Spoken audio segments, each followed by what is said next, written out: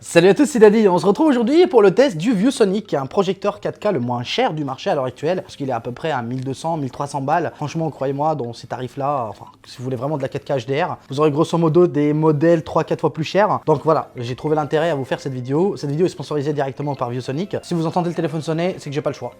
Voilà, j'attends un coursier. Bon alors, il est là, vous le voyez, il est lourd, je vous le dis honnêtement, il est même très lourd. Mais on est sur quelque chose de très lourd, donc il faut vraiment avoir de l'espace derrière. Donc en termes de connectique, vous avez du HDMI, vous avez deux sorties HDMI, du mini USB.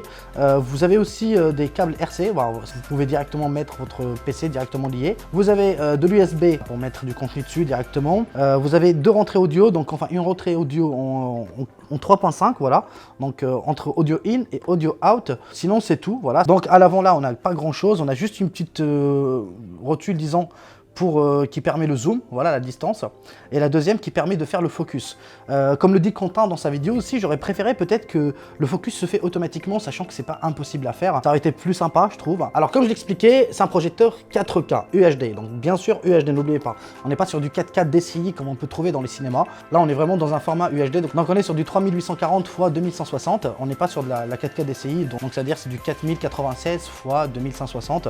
Mais bref, ça reste juste un détail, et chez vous, si vous avez vraiment l'espace pour l'avoir, je vous dis honnêtement, il est très bon, vous avez une très bonne luminosité dessus, voilà. Donc en toute honnêteté, personnellement, j'ai très bien adoré l'image. Enfin, vous avez aussi le mode HDR qui est plutôt pas mal. Après, je vous le dis honnêtement, moi personnellement, je suis très OLED, hein. Voilà, je vous le dis honnêtement, je suis très télé, mais je trouve que ça avance très bien.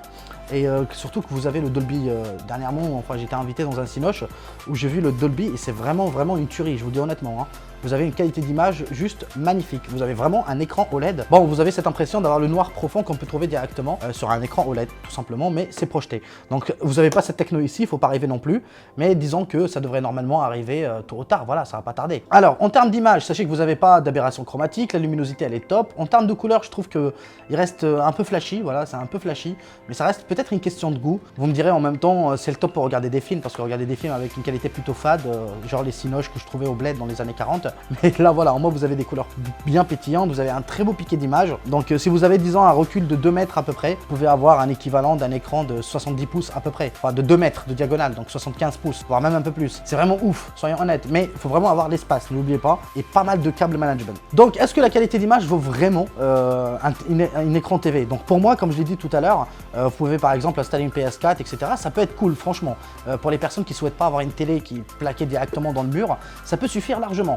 Mais encore une fois, ça reste une question de goût. Moi perso, je reste quand même TV, je reste très TV parce que voilà, je fais partie de la vieille école et surtout que je commence à peine à goûter à l'OLED et c'est tellement ouf. Après, si dans quelques années, on a des projecteurs vraiment Dolby Atmos ou voilà, pareil, par exemple, le même mec qui propose ce noir profond et ce piqué d'image qu'on peut avoir avec ce qu'on peut trouver dans les cinémas Dolby Atmos, moi je dis pas non. Franchement, si ça remplace une télé, pourquoi pas? Bah, on peut mettre une déco à la place, etc. Vous voyez ce que je veux dire.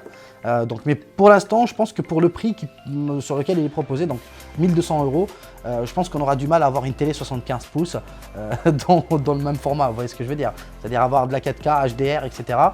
75 pouces quasiment, voire même un peu plus, avec un très bon piqué d'image, pas d'aberration chromatique, la luminosité reste au top, donc pour ce prix, voilà. Donc c'est pour ça que ça reste un produit que je vous recommande fortement. Donc voilà, comme je l'ai dit, c'est très simple, voilà, très simple à expliquer, j'ai pas grand chose à dire dessus, mis à part voilà que ça reste très sympa à utiliser. Vous avez une télécommande qui est lumineuse en bleu, qui est fournie avec directement dans la boîte. Voilà, donc vous pouvez en même temps naviguer directement avec. Alors je disais que je préférais peut-être avoir des boutons un peu plus tactiles, ça sera peut-être un peu plus cool, mais on s'en fout. Voilà, de toute façon pour le prix, encore une fois, on va pas trop lui demander. Le poids, franchement, il est vraiment lourd, hein. Je pense que si vous avez vraiment l'installation, c'est quelque chose que je vous recommande. Bref, je vais le remettre derrière quand même. Hop, oh, voilà, bon, on a fini cette vidéo. J'espère que celle-ci vous a plu, bien sûr. N'hésitez surtout pas à liker, à partager, à vous abonner, et on se dit à très vite pour une nouvelle vidéo. Allez, adios.